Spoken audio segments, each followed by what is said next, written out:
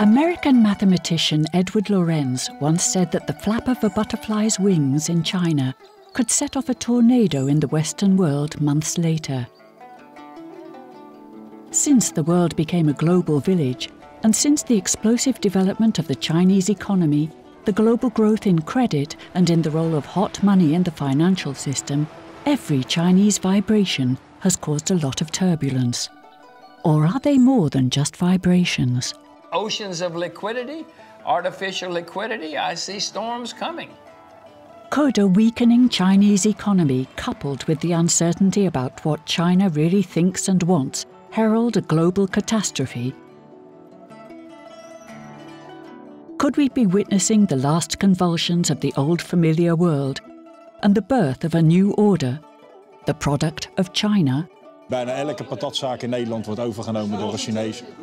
Merk jij wat van een cultuurverschil? The great flaw in the Western attitude towards China is the assumption that it should be like us.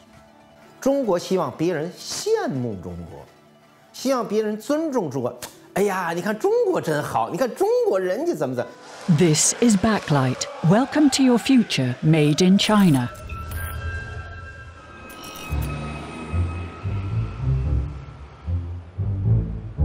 At the end of 2015, in a distinguished London hotel, a new European bank was presented to the world, the Asian Infrastructure Investment Bank.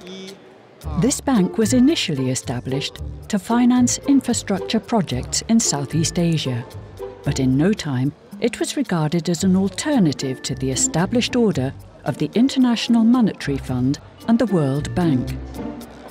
These two had controlled the international money supplies for decades, and they had tailored economic collaboration and developments according to Western standards and interests. On the financial cooperation between China and Europe. To the great annoyance of the US, Great Britain also joined this new Chinese bank. According to China watcher Martin Jacques, author of the book When China Rules the World, this was a historic event. 2015 has been a historic year for Chinese-UK relations, and it started with a dramatic development that no one really foresaw, which was the decision of the UK to join the Asian Infrastructure Investment Bank. Until that moment, the 21 members were all from Asia, and then suddenly the UK joined, against the opposition of the United States, which had been lobbying hard against countries joining the AIB. Now that is really significant, because it reaches into the heart of the West, into the heart of the Western alliance. I think what it means is that the rise of China is transforming the geometry of the world. It's unimaginable that in 10 years' time, the international financial system as we know it now will still be intact, because it won't. It will be new, and it will be drawn increasingly gravitationally towards China. The man in charge of this new bank is Jin Li-Chun, formerly employed by the World Bank.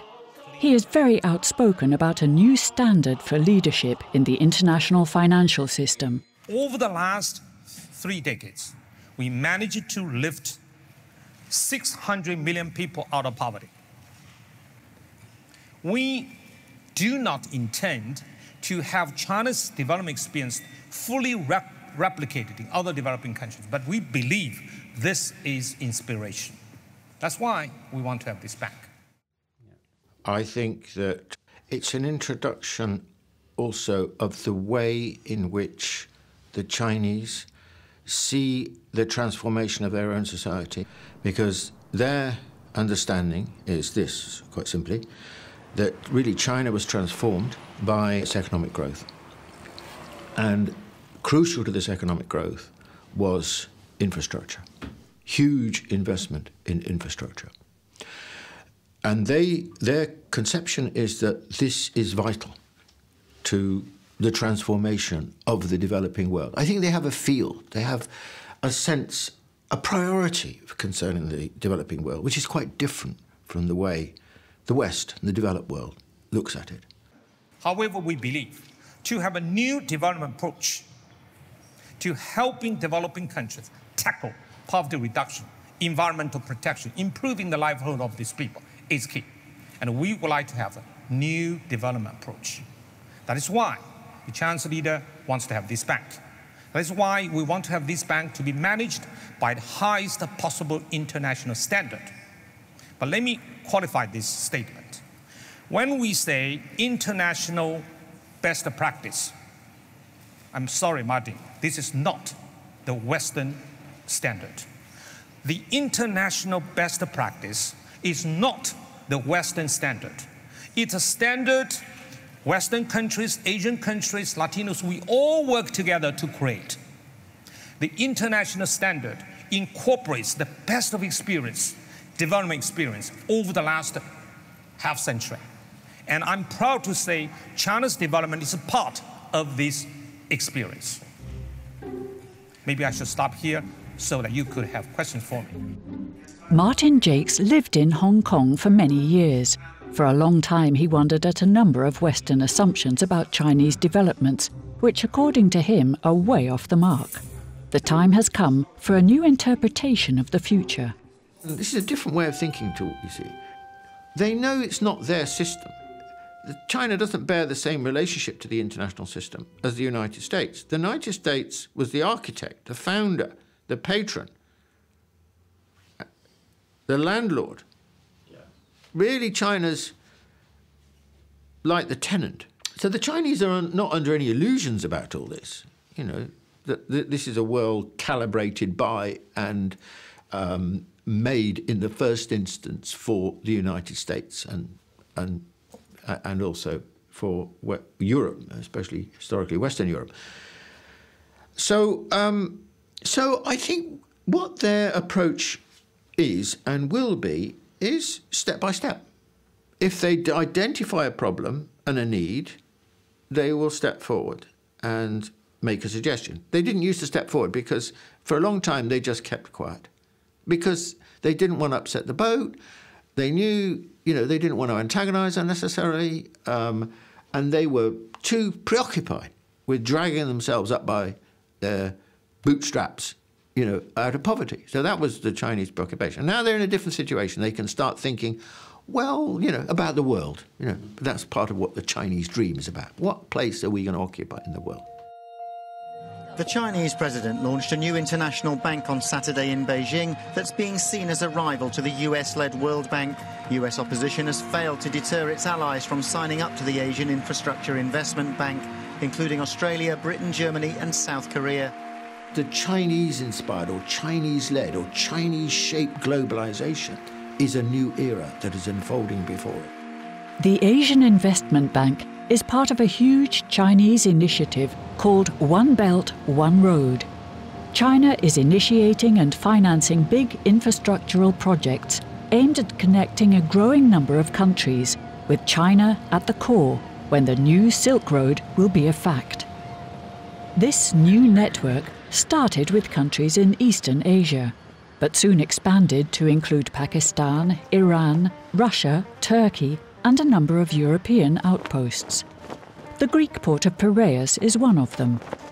In 2015, when Greece was effectively bankrupt and Europe made increasingly severe demands on the Greeks, China saw its opportunity.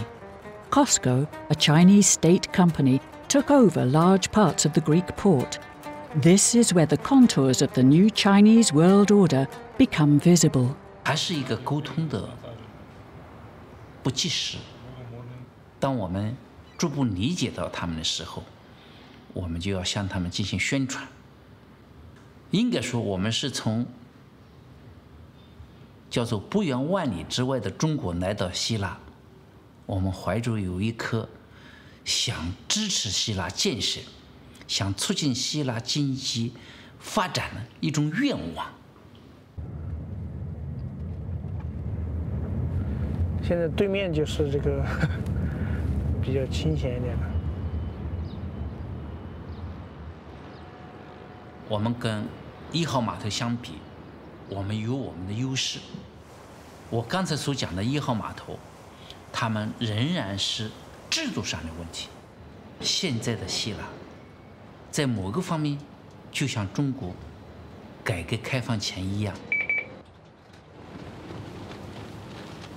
要让我们希腊的这些员工感觉到我们中原人的一种正气，叫做正能量啊。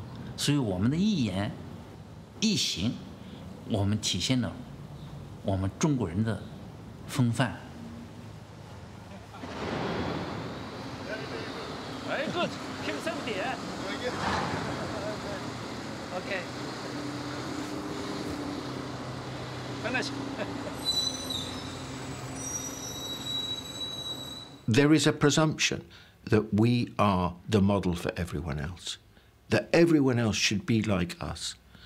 There is an assumption that as they develop and they modernize, they westernize. And of course, there is an element of truth in that. But the assumption that modernity only comes in one size and one form and it's a Western form is deeply flawed. It is wrong. We have been able to assume for the last 200 years that the world's furniture is ours. Why do so many people speak English? Why is the dollar, you know, or before that the pound, the world's currency? Why are the global institutions our institutions? IMF, World Bank. It's been our world, we've owned it. And we won't anymore. So the world is becoming, I don't need to say we will anymore, is becoming less and less Western and less, therefore, familiar to us. So we have to make a big shift in the way we think. We have to develop a new kind of respect for the other, for other cultures, for other ways of doing things. And this is going to be very difficult.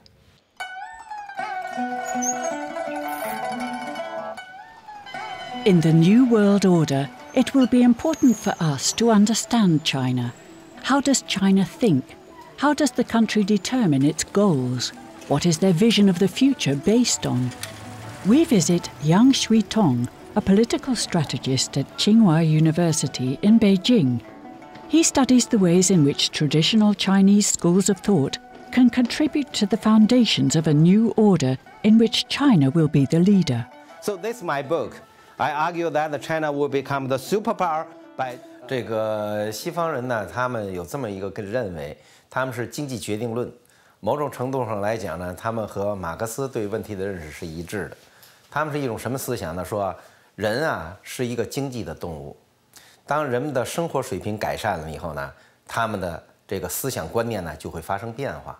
那当他们的生活的物质生活条件一样的时候呢，他们的思想想法会一样。这是他们认识中国的错误的根源，就是他们是个经济决定论者。他们不知道人是一个政治动物，人他对世界的认识，他不仅仅来源于他的物质生活，还要来源于他的社会生活。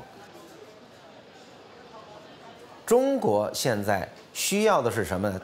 中国希望重新挖掘中国古代的政治思想，比如我做的道义现实主义的理论研究，就是从先秦的政治思想开始的，去研究中国古代的外交思想，然后借鉴来发展现代的国际关系理论。那么我知道，在音乐、在医药、在许多行业里，在建筑很多行业都在走这条路。这个社会失去道德，拜金主义严重，导致了这个社会出现了人们崇拜金钱，不讲道义，没有道德。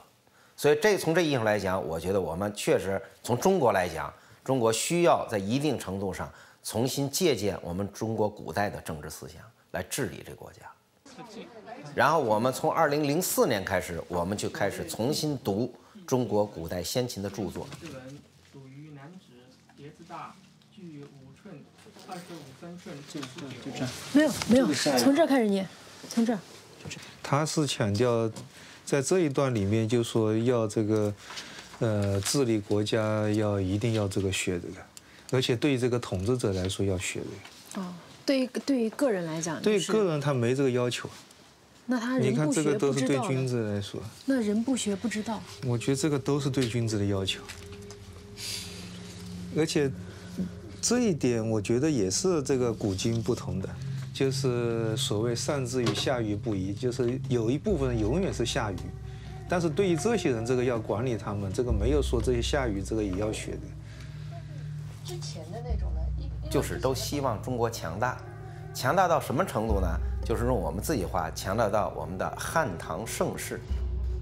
那么那个时候呢，中国不仅仅是它的自个儿经济水平，它的 GDP 的规模在世界上第一，而且它文化在世界上占有最优先的地位。所以当时呢，和周边国家进行贸易，取得了这个关系也有很好的发展，和周边国家关系也比较好。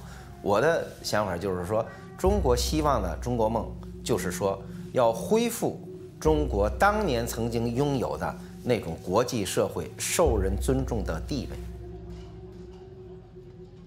一个世界能否向正确的方向发展，取决于这个领导国、这个主导国能否给世界提供一个正确的方向，然后促进他们向前发展。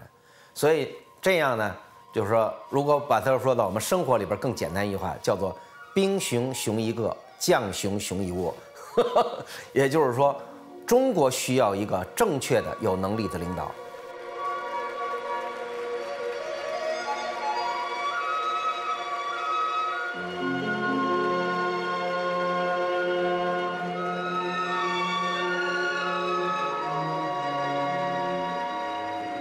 The role of government is very important in China. And now that is not new. That is not new. If you look at Chinese society since, 2,000 years, creation of the modern Chinese polity, and so on with the victory of the Qin dynasty, what grew up was a society in which the state was always very important.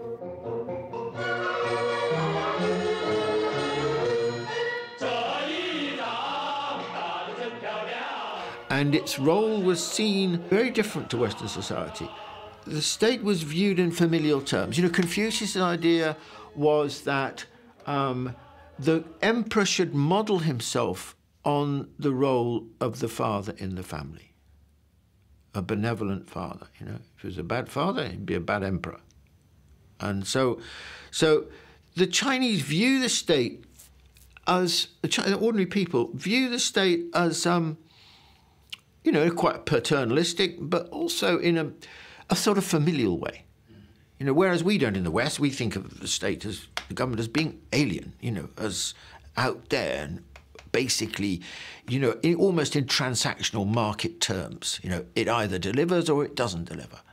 And I think that, the Confucian values are absolutely fundamental to the way in which Chinese society works.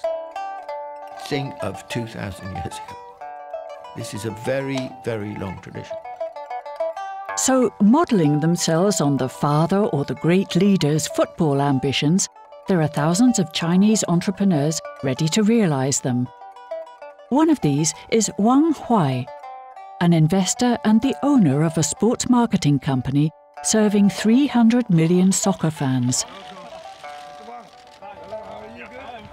In no time at all, he became the new owner of ADO The Hague, a football club in the Dutch Major League, and he had major plans right from the start. 如果说有一天的话呢，在提到国际上呢，在提到荷兰足球的时候，首先想到的是，提到的是荷甲当中的是提到我们海牙，提到的ADO，那我想我们就知道。1 year later, however, the excitement has evaporated. Promises were broken, and nobody seems to know what Wang does or doesn't plan to do.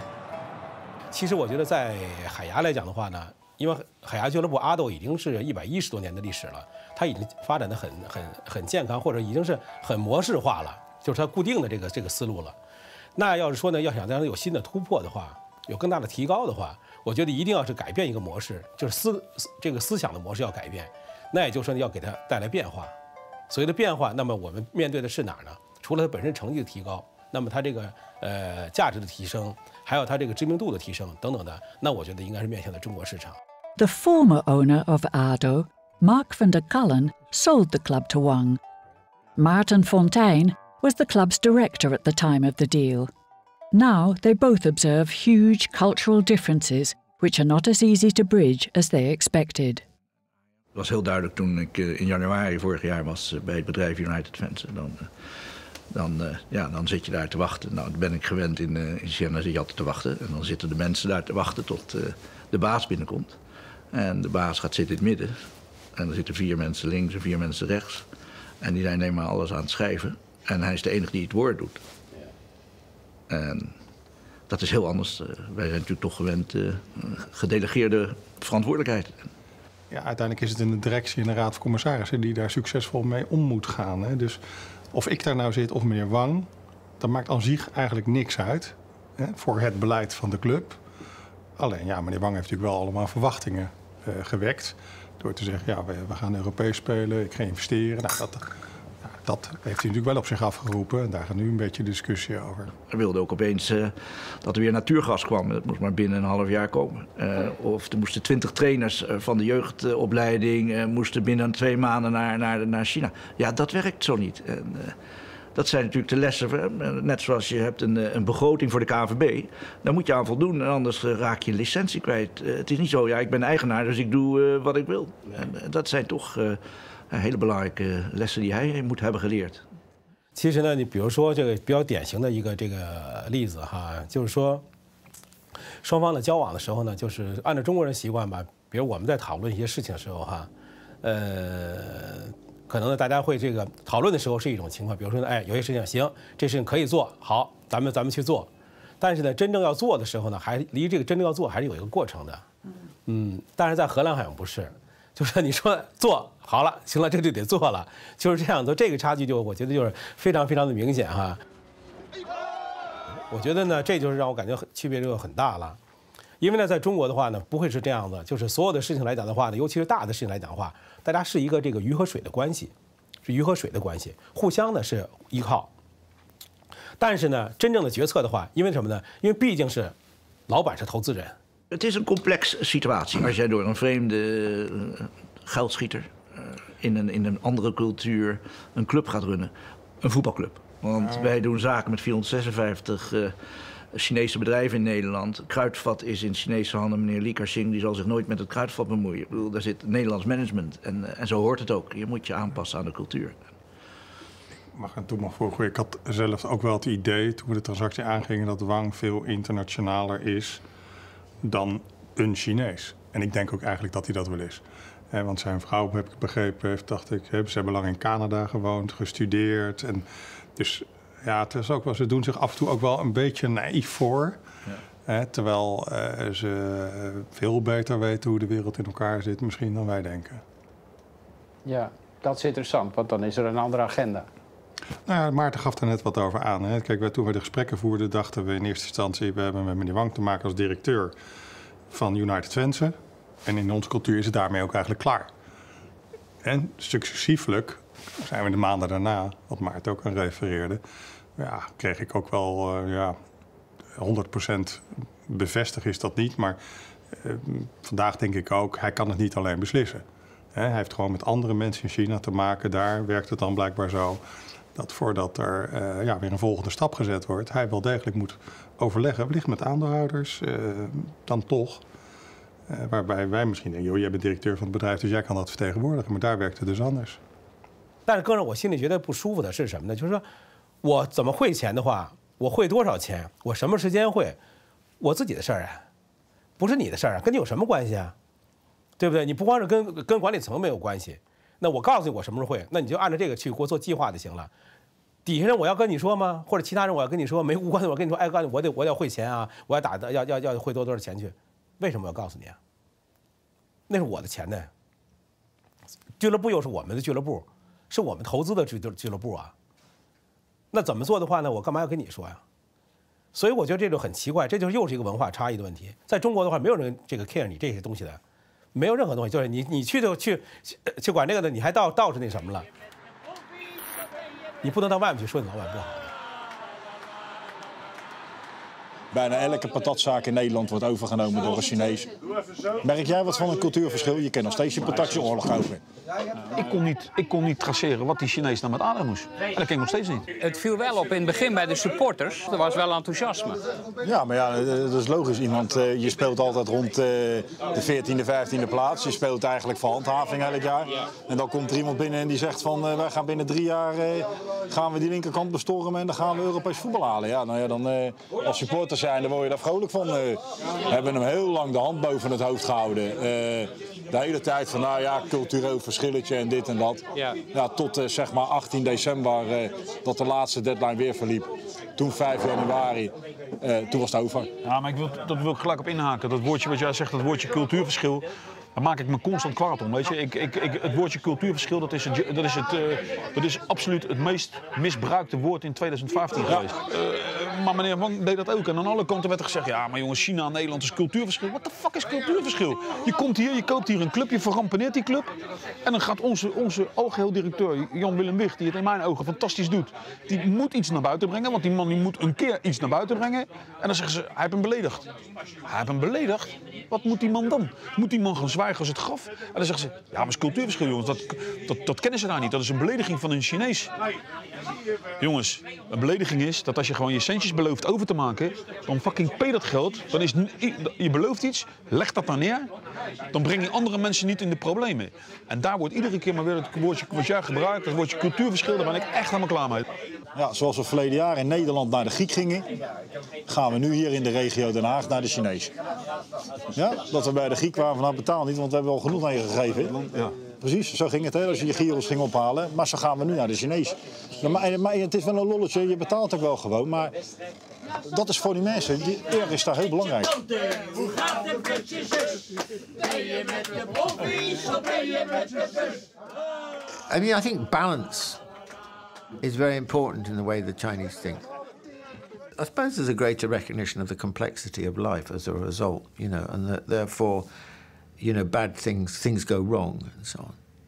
Having said that, remember that the Chinese have a much more positive view of human nature than we do, you know, because in the Christian tradition, you know, we need to be saved from ourselves, from our sins.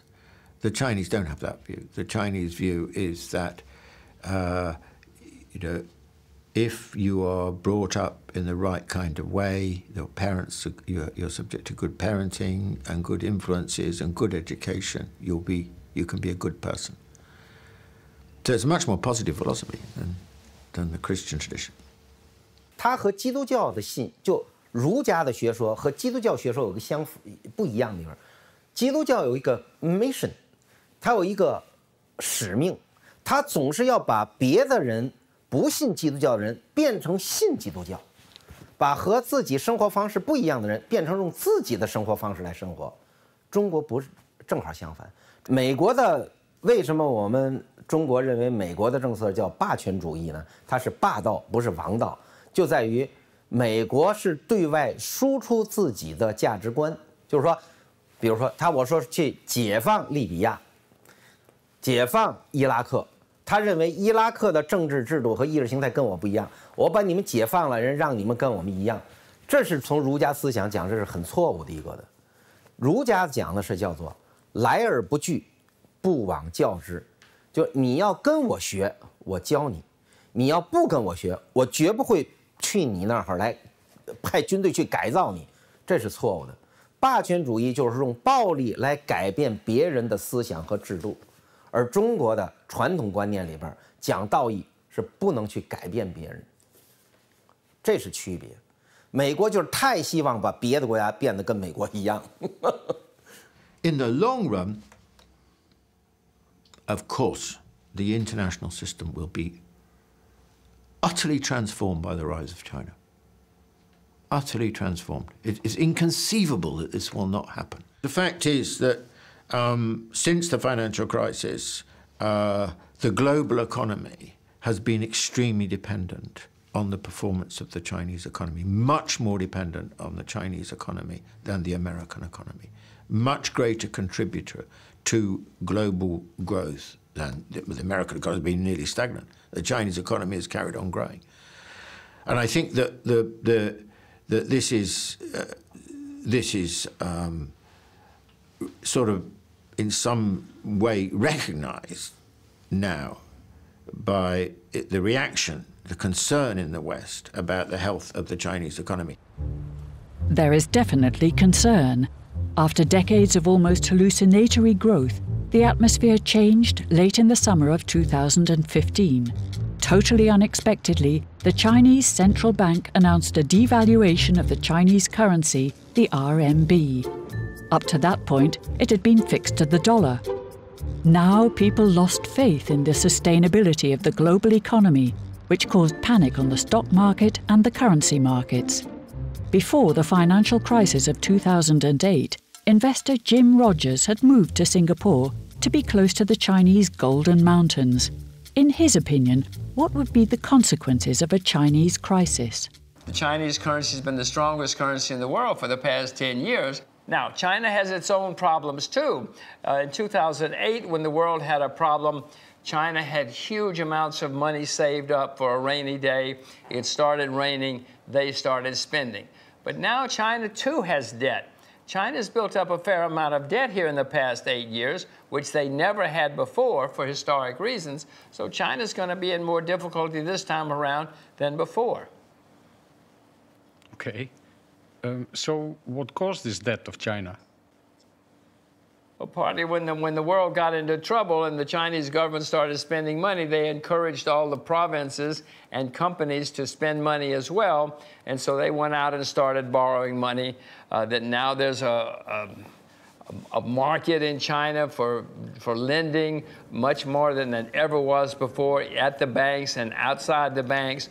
We are facing worse times than we had in 2008 because the debt is so much higher now, and the money printing has been staggering since then. The central bank in the United States in 2008 had a balance sheet of $800 million US. Now it has nearly $5 trillion. It's gone up over 500%, 600% in those 7 or 8 years. That is a lot of debt. The U.S. government debt is up by trillions since then. Europe, you talk about austerity. No country in Europe has lower debt now than it had in 2008 or even last year. Every European country has higher debt this year than last year, and next year the debt's going to be higher again. So no, we've got staggering amounts of debt now. Staggering amounts of money have been printed. It's going to be worse next time around. Be worried. And so we don't have China to save us this time. Well, China is in better shape than most of us, but China, too, has debt now. China's built up its own debt. Nothing like the U.S., nothing like some of the European countries, nothing like Great Britain. But China, too, has debt now. I don't like it. You shouldn't like it. I don't like it either. Let me say again, you should be knowledgeable, you should be worried, and you should be prepared. I don't like it at all. You know, I'd like to just be able to look out the window and say, oh, things are great. I don't have to think and worry about anything. But now I look out the window and I see artificial oceans of liquidity, artificial liquidity. I see storms coming.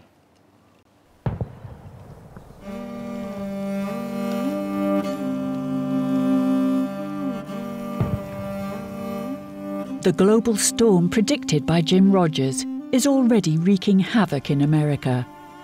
But what exactly is the link between Chinese financial policy and the panic in the West? According to investor Peter Schiff, the Chinese play a game that will eventually lead to a different monetary system in which the dollar will no longer be leading.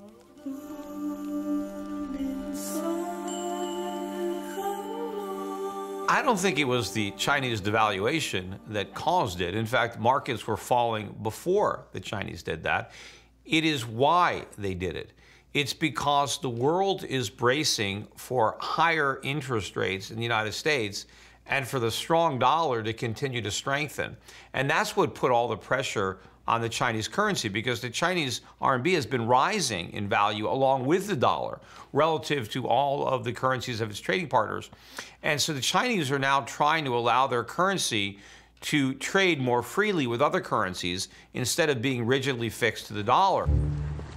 Peter Schiff thinks America will try to pin the blame for its own economic problems on China. He foresees a battle between two economic superpowers in which the supremacy of the currency is at stake.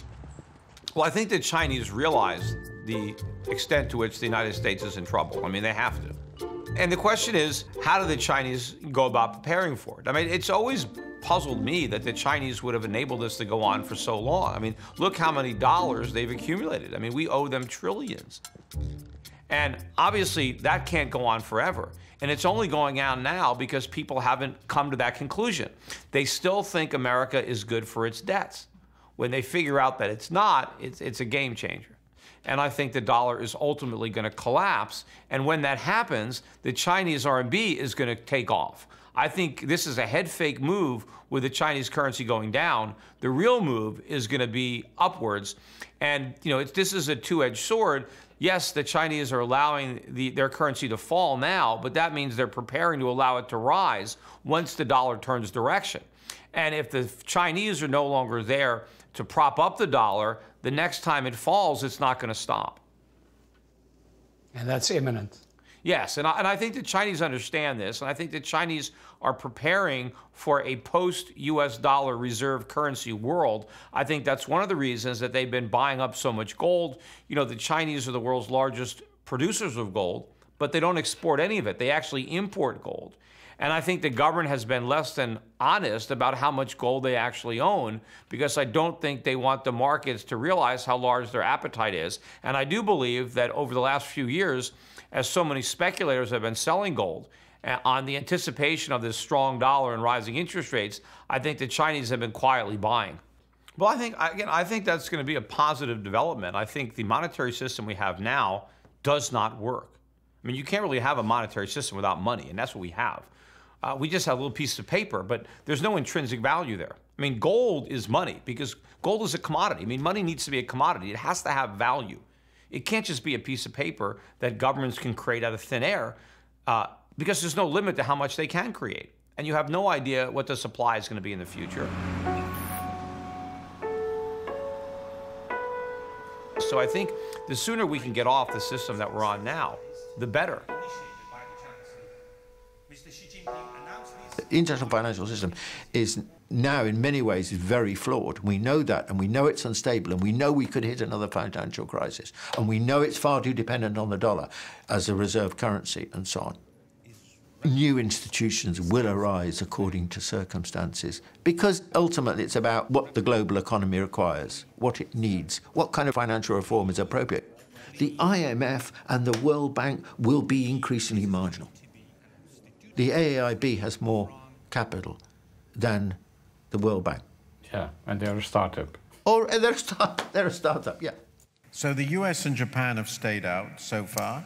What do you think about that? Have they been very foolish? I'm sorry, you should pick your words more carefully.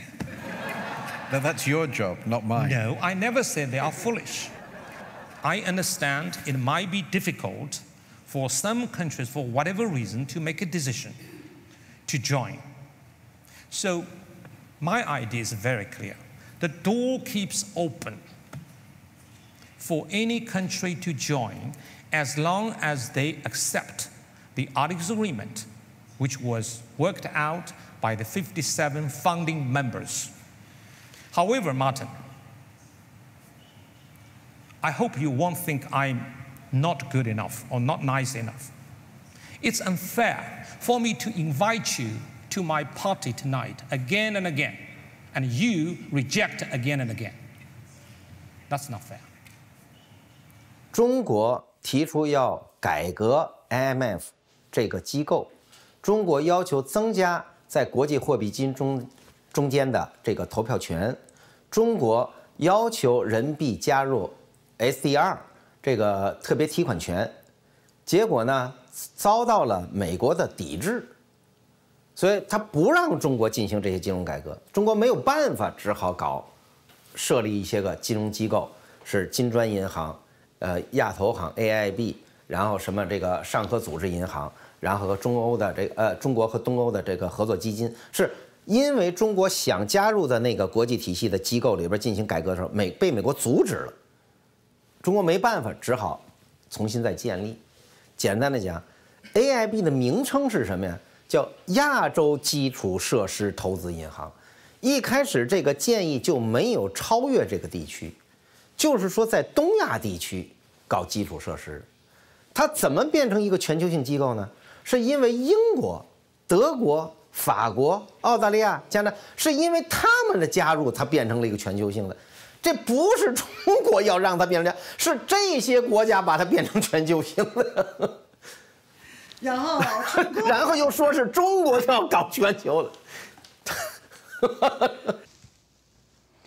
So you just said they are preparing for a post-dollar monetary system. What is that going to look like, and what is China's interest? I think the Chinese would have been better off had they not made this mistake, had they not pegged their currency to the dollar, and had they simply allowed their currency to appreciate. And there's no reason for the dollar to be the reserve currency. In fact, the dollar being the reserve currency is a source of financial instability throughout the world, because the entire world is forced to support the United States. And it's a very expensive habit. And the fact that the dollar is so overvalued distorts decisions, it distorts capital flows, and as I said, it is the main source of financial problems and instability throughout the world. I mean, in order for China to keep its relationship with the dollar, they had to keep expanding their own money supply. They had to keep interest rates too low. They had to keep printing money. So all of this distorts the economy. But the main difference between China and the United States is China's economy is still viable. China has an enormous industrial capacity. China has all sorts of production. And so when this collapse happens, the difference between America and China is still going to have all the factories, and they're going to have all the production. What's going to change is their consumers. Chinese citizens are going to have all the goods that these factories produce. America is going to have to go without that. We're just going to have the money we print. But what good is that? I mean, money doesn't have any value if you can't buy anything with it. The sooner the world gets off this dollar standard, the better off the world is going to be. And so we pass into the inevitable Chinese world order, an order with clear contours. Instead of enforcing supremacy, you win admiration, so everyone will want to be like you. 那中国的安倍什么呢？中国希望别人羡慕中国。希望别人尊重中国，哎呀，你看中国真好，你看中国人家怎么，中国希望被别人尊重，被别人羡慕，被别人欣赏。他只不过就是西方比中国强大，他认为西方比我们文明。当他比别人强大了，他又调过来说，你看我比你文明。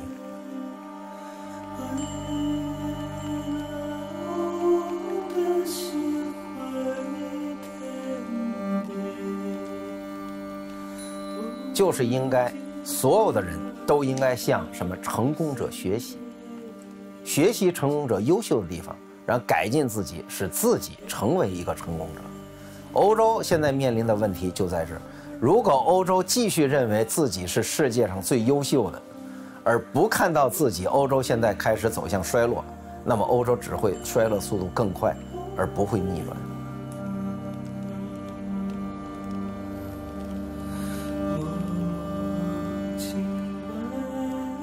欧洲人呢，就是比较喜欢报复，这是跟儒家文化很不同的一点，是吧？就是特别就是我要报复，我要用军事手段要报仇，就是报仇的心理在欧洲文化中间比中国文化中间有严重的多，是吧？欧洲的这个莎士比亚写的那些剧里，很多都是复仇剧，欧洲的很多小说都是复仇的小说，是吧？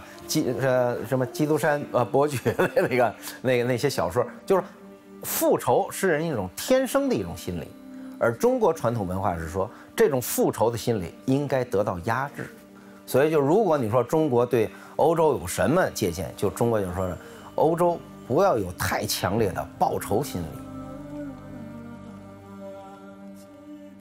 China historically has had and culturally very different way of looking at its relationship with the world.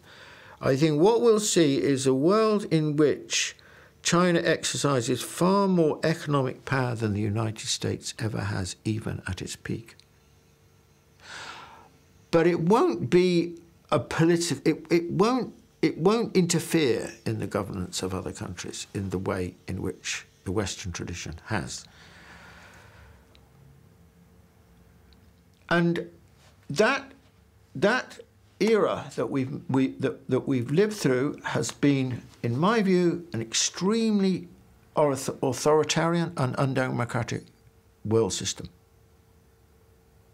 And the great change that's happening now is that with the rise of the developing world, where 85% of the world's population lives, they increasingly are being enfranchised, acquiring a voice, acquiring a say in the future of the world. So in a rough and ready way, this is something to be hugely embraced. We are moving towards a world which is no longer essentially ruled by a tiny minority of human population, as increasingly the majority of the world's population will be, as it were, in some way or other, running it. 火车已经进车站，我的心里有悲伤，汽笛声音已渐渐响，心爱的人要